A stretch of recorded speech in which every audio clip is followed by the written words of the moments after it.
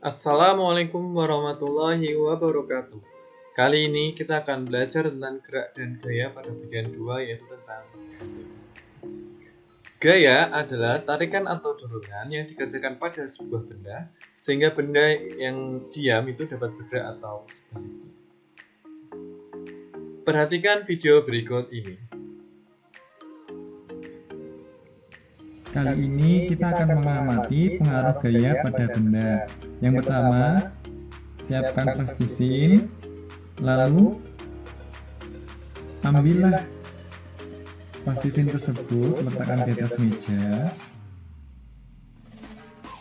Kemudian tekan plastisin menggunakan telapak tangan.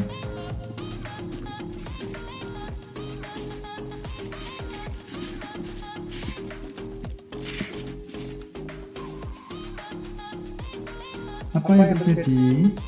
Ternyata plastisin yang awalnya bentuknya seperti balok kemudian ditekan menjadi lebih tipis dibandingkan plastisin dalam keadaan awal. Kemudian buatlah plastisin tersebut menjadi bentuk bola.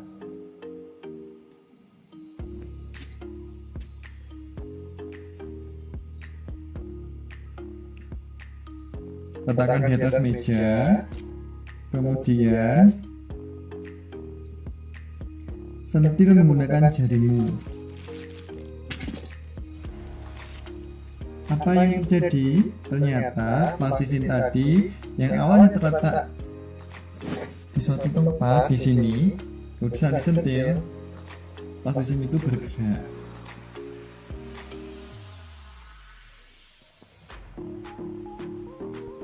Oke, berdasarkan dua video tersebut menunjukkan sebuah gaya dapat mengubah bentuk benda. Kemudian yang kedua, gaya dapat mengubah arah gerakan benda.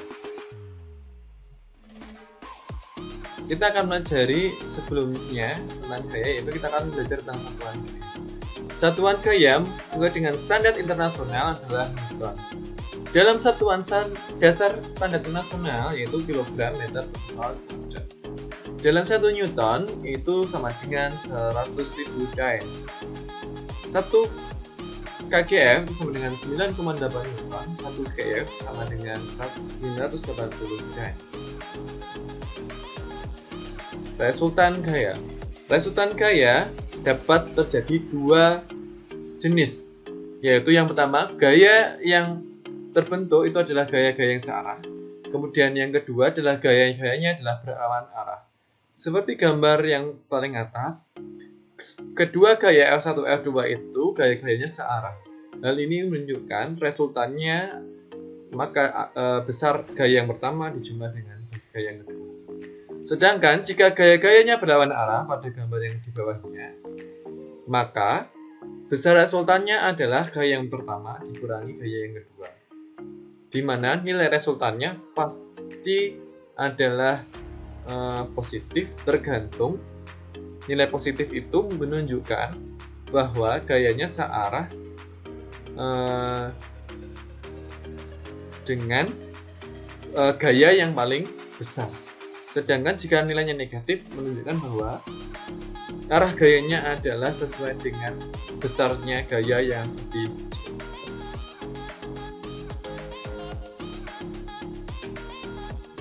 Selanjutnya contohnya ini. Dua buah gaya masing-masing F1 adalah 12 Newton ke kanan dan F2 yaitu 8 Newton ke kiri. Besar arah resultan gaya tersebut adalah, diketahui dulu, F1-nya adalah 12 Newton ke kanan, F2-nya 8 Newton ke kiri. Yang ditanya apa? Resultannya adalah R. Karena kedua gaya bersudut berlawanan, maka rumusnya adalah R sama dengan F1 min F2. Maka R itu sama dengan 12 dikurangi berapa? F2-nya yaitu 8. Hasilnya adalah 4 Newton. Kemana? Karena positif maka sesuai dengan seperti angka 12, berarti ke arah.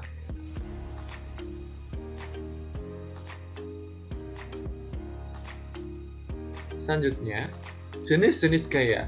Gaya berdasarkan jenisnya terbagi dua, yaitu gaya sentuh dan gaya tak sentuh. Gaya sentuh itu gaya yang ditimbulkan karena pesunan benda secara langsung atau ada kontak fisik. Jika gaya tak sentuh adalah gaya yang terjadi antara dua benda yang tidak bersentuhan atau tidak ada kontak fisik. Contohnya, saat kita mendorong mobil, maka gaya yang terlibat adalah gaya otot. Sedangkan saat kita menarik sebuah busur panah, maka gaya yang terjadi adalah gaya tugas. Kemudian saat kita mendorong suatu benda, tapi benda itu diam awalnya, tapi kemudian bergerak pelan-pelan, maka ada gaya yang menghambat, yaitu gaya gesek. Biasanya gaya gesek itu akan berlawanan arah dengan besar gaya yang diberikan oleh benda tersebut. Kemudian gaya yang dilakukan oleh kendaraan seperti motor, mobil, dan lain sebagainya disebut dengan gaya gesek. Lalu gaya tak sentuh itu contohnya yaitu gaya magnet. Ada suatu benda dari logam, kemudian ada magnet. Jika magnet itu dekatkan sebuah logam, maka logam itu akan tertarik secara pelan-pelan menuju magnet tersebut.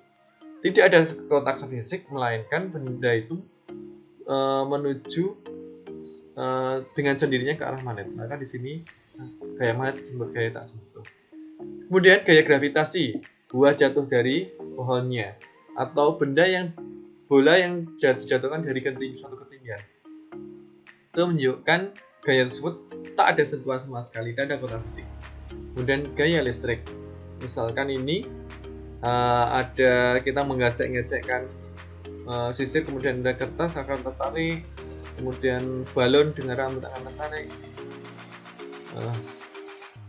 kemudian kertas-kertas dengan penggaris ini akan tertarik, maka di sini tidak ada yang memberikan gaya tersebut ke benda tersebut, maka disebut tidak ada kontak sama sekali, maka gaya listrik juga termasuk gaya tak sentuh. Kemudian gaya berat. Gaya berat yaitu di mana gaya dipengaruhi antara faktor massa dan gravitasi. Ini juga termasuk gaya tak sentuh. Kita pelajari tentang gaya berat dulu. Gaya berat itu jika dalam besarnya V, maka kalau bilang datar ini, maka di sini ada gaya Newton ke atas. Rumusnya adalah W sama dengan M kali G. M-nya adalah massa dan G-nya adalah percepatan gravitasi. W-nya selalu menuju ke pusat bumi. Contoh soalnya, sebuah benda bermassa 1 kg. Jika percepatan gravinya adalah 10 meter sekon kuadrat, berapa berat benda tersebut?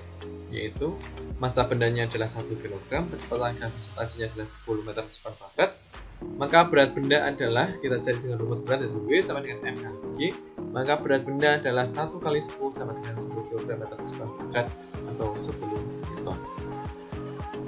Gaya gesek. Rumus gaya gesek adalah sigma F sama dengan M kali A. Sigma F adalah total gayanya, M itu adalah massanya, dan A adalah percepatan. Jika benda diam, maka sigma F itu sama dengan 0. Saat diberikan gaya, maka berlaku gaya gesek statis. Maka sigma F sama dengan 0 itu, maka gaya yang terlibat adalah F, kemudian gaya geseknya adalah Fs sama dengan 0 karena tidak berbentuk. Maka besar gaya pasti sama dengan besarnya gaya gesek. Maka kita kalau mencari Fs itu sama dengan μs kali n. N tadi adalah gaya normal. Jika bentuknya datar, gaya normalnya adalah tegak lurus. Kemudian jika benda bergerak saat diberi gaya, maka berlaku gaya gesek kinetik. Gaya kinetik adalah sigma F sama dengan M kali A. F, maka sigma F-nya adalah, karena F-nya sama gaya dan gaya gesek itu berlawanan, maka hasilnya adalah F sama dengan min F K sama dengan M kali A, dan F-nya adalah dari nilai mu K kali gaya normal. Contoh soalnya, balok besarnya 1 kg sedang diam di atas permukaan dan bertahan kasar. Koefisien gaya ekstatisnya adalah 0,4 dan kecepatan gravitasinya adalah 10 meter per sekon kuadrat. Tentukan besar gaya gesek statis, besar gaya tarik F minimum agar balok balik. Pembahasannya yaitu, kita ketahui dulu masa baloknya berapa? Koefisien geseknya adalah 0,4, percepatan gravitasinya adalah 10 meter per sekon kuadrat. Lalu gaya beratnya berapa? Kita cari. W sama dengan M kali G, M-nya 1, G-nya 10, maka beratnya adalah 10 Newton. Gaya normal, kita lihat gambarnya ini, gaya normal sama gaya berat itu nilainya sama, yaitu 10 Newton. Ditanya, besar gaya gesek statis dan besar gaya tarik F minimum. Besar gaya gesek statisnya adalah, kita cari Fs sama dengan US kali N. US-nya adalah 0,4, N-nya adalah 10, maka besarnya gaya gesek statis adalah 4 Newton. Lalu, berapa besar gaya tarik minimumnya? Maka, jika benda ditarik dengan gaya F, tetapi benda masih diam, maka pada benda bekerja adalah gaya gesek statis. Jika benda ditarik dengan gaya F dan benda sudah bergerak, maka benda bekerja dengan gaya gesek kinetis. Seperti tadi satuannya. Ketika gaya tarik F mempunyai besar yang sama dengan gaya gesek statis, maka benda tepat akan bergerak atau benda masih diam. Benda mulai bergerak ketika gaya tarik lebih besar dari gaya gesek statis, sedikit saja. Maka berapa besar gaya minimum? Gaya besar minimum agar balok mulai bergerak adalah juga sama, yaitu 4 Newton.